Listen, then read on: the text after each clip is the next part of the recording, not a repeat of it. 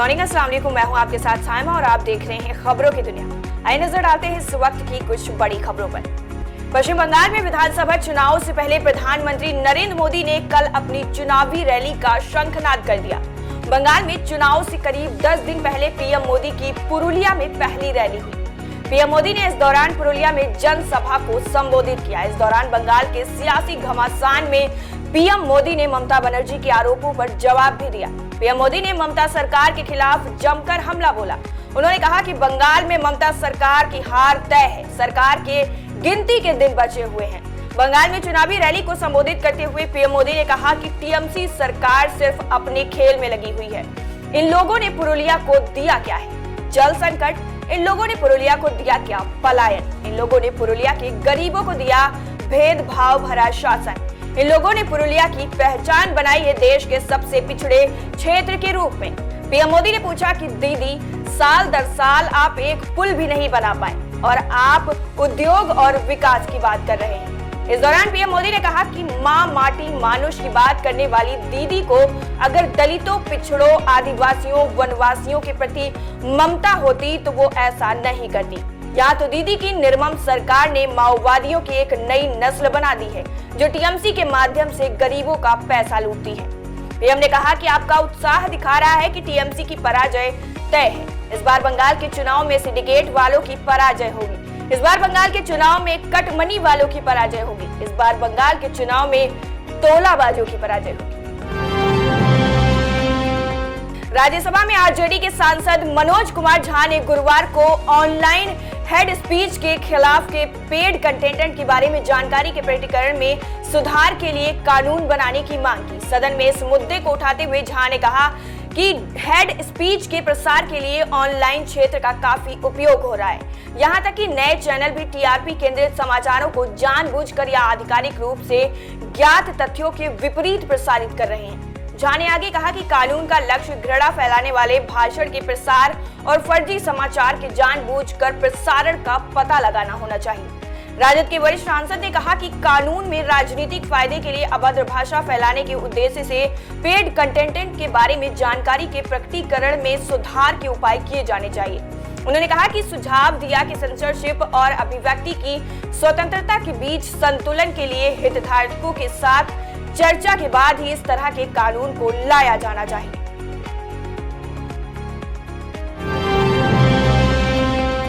संसद के बजट सत्र का दूसरा चरण जारी है। सत्र के 11वें दिन सड़क परिवहन और राजमार्ग मंत्री नितिन गडकरी ने लोकसभा में ऐलान किया कि 1 साल के भीतर देश से टोल प्लाजा पूरी तरह से हट जाएगा।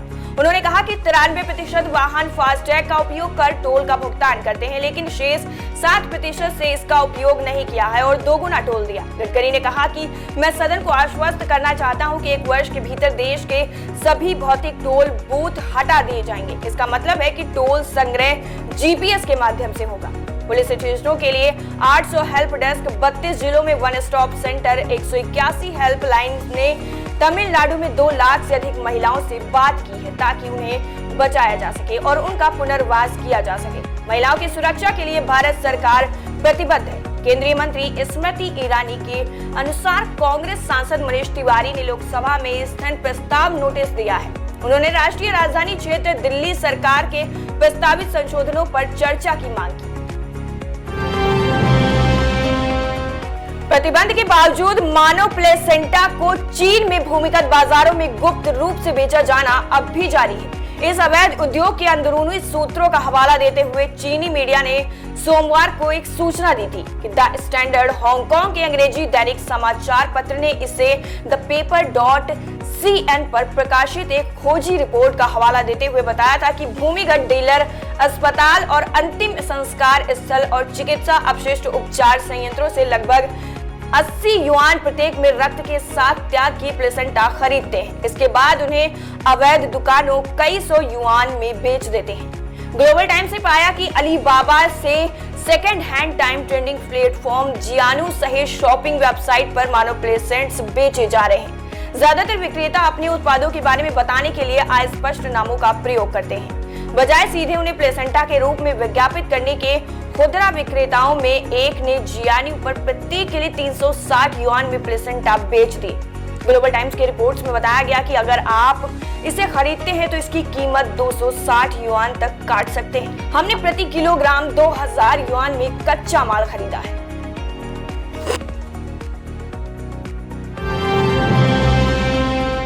सुप्रीम कोर्ट ने मध्य प्रदेश उच्च न्यायालय के एक आदेश को रद्द कर दिया है। आपको बता दें कि महिला वकीलों के एक समूह द्वारा दायर अपील की अनुमति देते हुए उच्च न्यायालय के एक निर्देश पर सवाल उठाया कि आरोपी को यौन उत्पीड़न के मामले में जमानत की शर्त के रूप में पीड़िता द्वारा उसके हाथ पर राखी बांधी जानी चाहिए।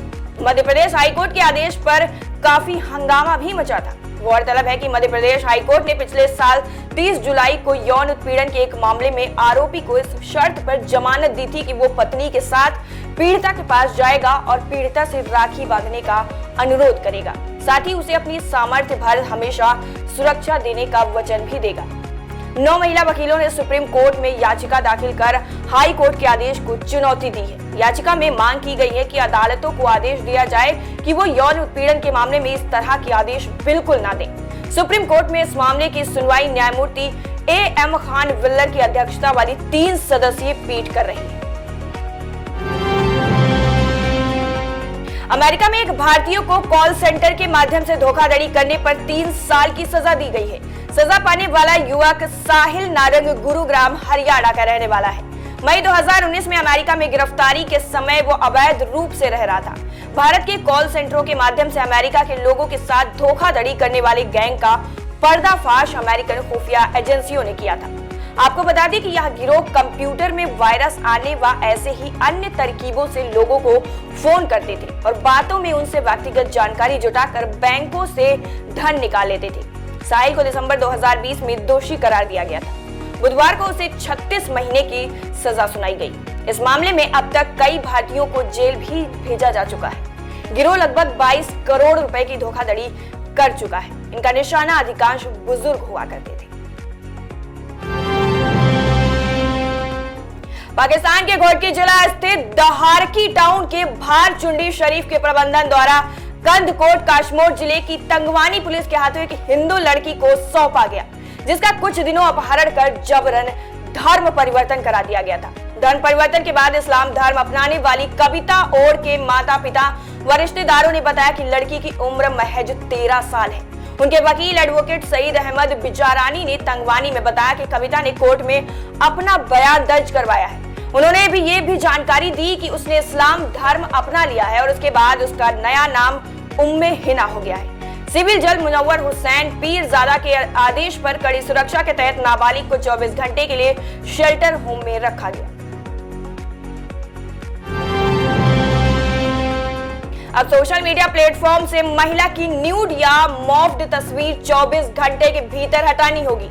केंद्रीय सूचना प्रौद्योगिकी मंत्री रविशंकर प्रसाद ने राज्यसभा में बताया कि सोशल मीडिया प्लेटफॉर्म के लिए जारी किए गए नए दिशा निर्देशों के अनुसार अगर किसी महिला की नग्न या मॉफ्ड तस्वीर सोशल मीडिया पर डाली जाती है तो उसे 24 घंटे के अंदर हटाना ही पड़ेगा। अगर ऐसा नहीं किया जाता है तो उस पर सख्त कार्रवाई होगी। संसद के बजट सत्र के दौरान रविशंकर प्रसाद ने प्रश्नकाल के दौरान एक सवाल के जवाब में कहा कि अब देश में इंटरनेट साम्राज्यवाद स्वीकार नहीं है और सरकार इस पर एकाधिकार नहीं होने देगी। अश्लीलता फैलाने वालों को अब छोड़ा नहीं जाएगा।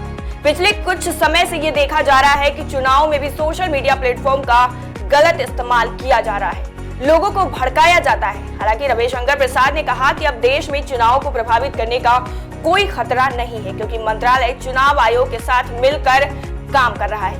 नए दिशा निर्देशों के अनुसार अब दोषियों को ट्रैक किया जा सकेगा।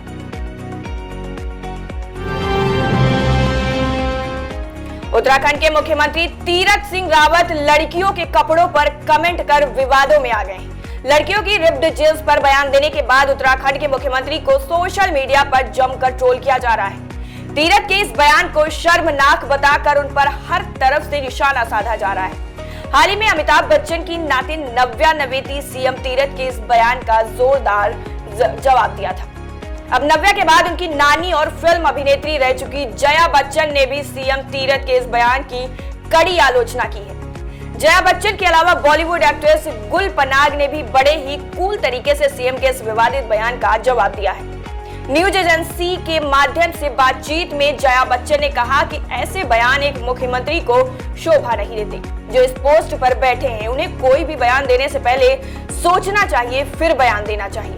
आप आज के जमाने में ऐसे बयान दे रहे हैं। अब क्या आप किसी का कल्चर कपड़ों से डिसाइड करेंगे? ये एक घटिया सोच है तो महिलाओं के प्रति होने वाले अपराधों को बढ़ावा देती है। बॉलीवुड एक्टर जॉन अब्राहम की फिल्म मुंबई सागा 19 मार्च को यानी आज सिनेमा घरों में रिलीज होने वाली है। उससे पहले एक्टर ने फिल्मों के ओटीटी प्लेटफॉर्म पर रिलीज होने को लेकर एक बड़ा बयान दिया है। एक्टर का मानना है कि मेकर्स जब अपनी फिल्म को लेकर कॉन्फिडेंट नहीं होते हैं तब वो उन्हें ओटीटी प्लेटफॉर्म पर रिलीज कर देते हैं। जॉन ने बताया कि पहले मुंबई सागा को भी ओटीटी प्लेटफॉर्म पर ही रिलीज करने का विचार किया जा रहा था, लेकिन फिर एक्टर ने निर्देशक संजय गुप्ता, प्रोड्यूसर भूषण कुमार से बात की और अब फिल्म आखिरकार बड़े पर्दे पर रिलीज किया जा रहा है। तो फिर मॉर्निंग न्यूज में अभी इतना ही। बने रहिए मेरे साथ और देखते रहिए खबरों की दुनिया।